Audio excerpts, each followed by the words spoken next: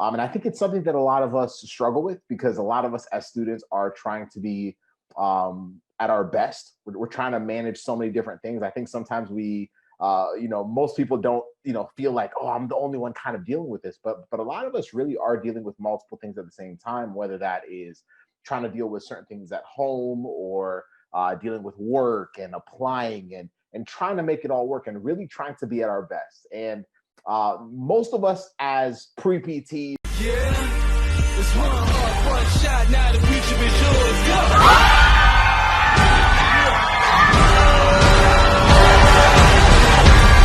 I'm turning dreams into reality. In the lab with the having an absolutely amazing evening. For those of y'all that are new to Pre-PT Grind, welcome to the Pre-PT Grind family. My name is 𝗤𝗶𝗲𝗽𝗀. I am one of the co-founders of Pre-PT Grind, and our job is to help you get into PT school without wasting a lot of time or money. And tonight, I want to talk about something that a topic that I had a really good discussion with one of our students from the accepted system. And I think it's something that a lot of us struggle with because a lot of us as students are trying to be at our best. We're trying to manage so many different things. I think sometimes most people don't, feel like, oh, I'm the only one kind of dealing with this. But a lot of us really are dealing with multiple things at the same time, whether that is trying to deal with certain things at home or dealing with work and applying and trying to make it all work and really trying to be at our best. And most of us as pre-PTs or wherever you are in your journey,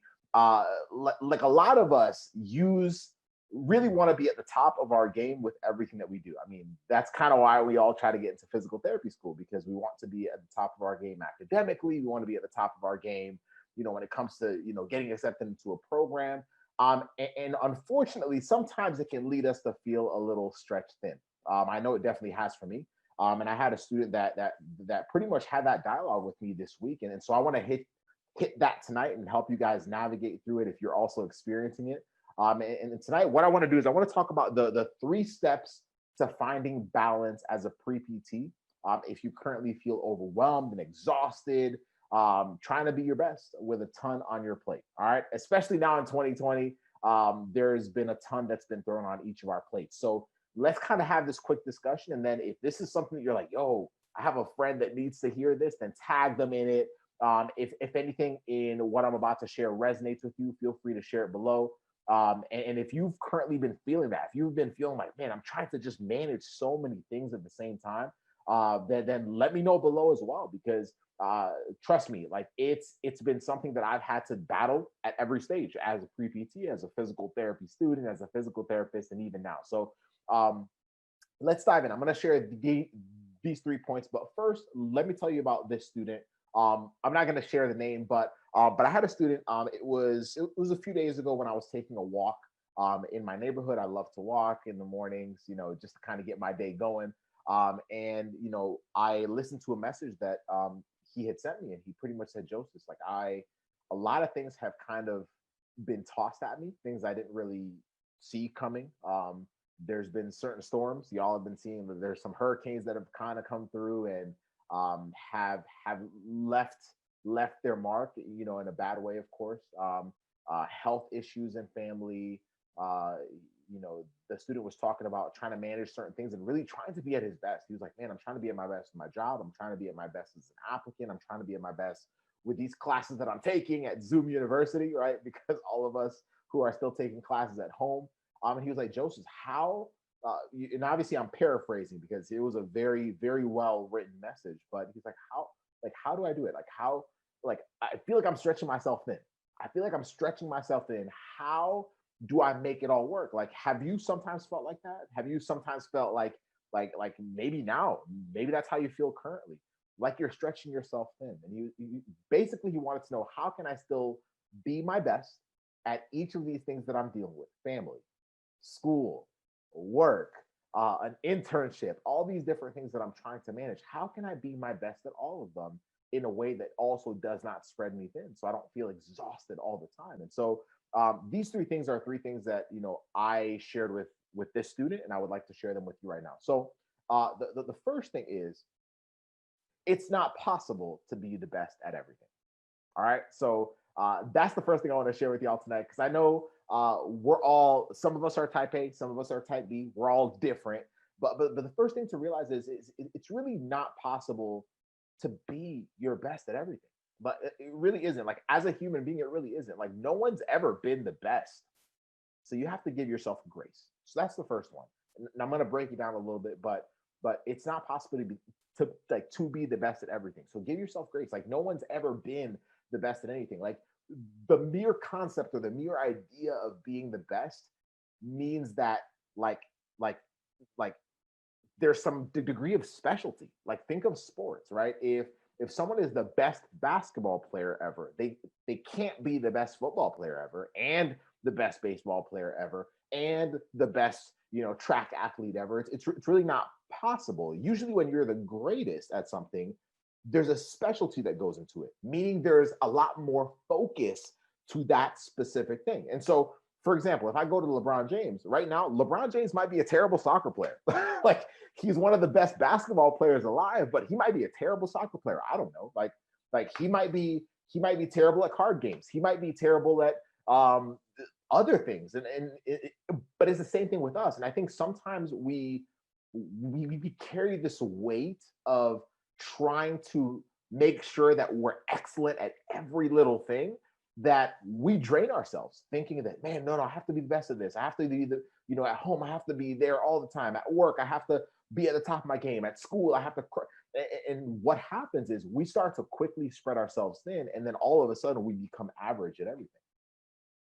We don't really fulfill our goals in class, right? We don't really fulfill our family doesn't feel like we're really fully there. And that's when it becomes difficult, because now you almost, like, the only choice that we really feel like we have is we just have to push ourselves even more. Let me try harder. Let me just try to make it all work. And then it just kind of becomes this big spiral. So the first thing is just understand that you can't be the best. No one can be the best at anything.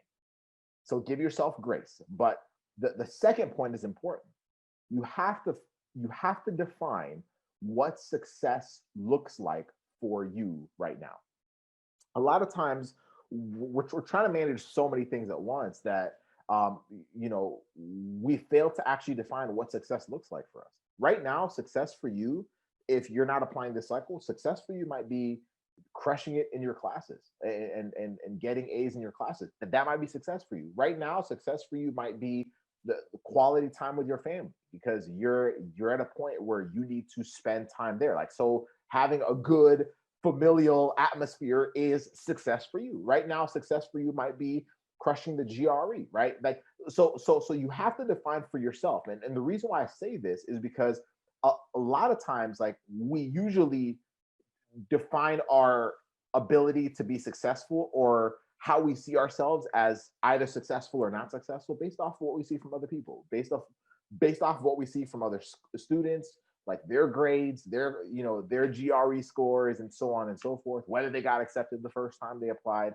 And so ask yourself, what does success look like for me right now? Is success for me to have a strong application where I feel confident? Is success for me doing well in my classes, having great mental health? Y'all, let's not discredit that one. Does success for me look like that? And once you define that for yourself, then now you're able to kind of grade yourself, grade yourself based off of that. But that's the second thing. The first thing is, it's not possible to be the best at everything. So give yourself grace. The second thing is, you have to start defining, what does success look like for me right now? And the third thing is the most important. You have to now identify your priorities. You have to identify your priorities and filter out anything that takes away from them. Because right now, like, if we're struggling, like, back to the title, like, if we're struggling to find balance, right? The fact that we can't be the best at everything means that whole balance thing is almost kind of like a myth, right? But it means that at given times, there are certain things that are going to have more of a priority than other things, right? So for you right now, what are your priorities? Like, what are your priorities? Like what are they? Like, and once you identify them, then you need to filter out anything that takes away from them. Right now, is your priorities classes, school? Maybe you're taking classes or retaking them. Cool. Is your priority health? your health, your mental health, your physical health, maybe you're working out and all this other stuff. Is your priority work? Right? Maybe right now it's work to bring in an income. Is your priority, classes? Like what is it? Because once you figure out what your priorities are, or I always look at your top 3 priorities, then really what you have to do is say, what things are not serving these priorities right now? It doesn't have to be forever, but for right now, what are the things that are not necessarily serving these priorities? And if it's not serving these priorities, then they either have to go or they have to kind of take a back seat. Does that make sense? Because if we don't do that, then we run the risk of almost prioritizing everything and trying to do everything all at once, which in and of itself is really a recipe for a very difficult time. Does that make sense?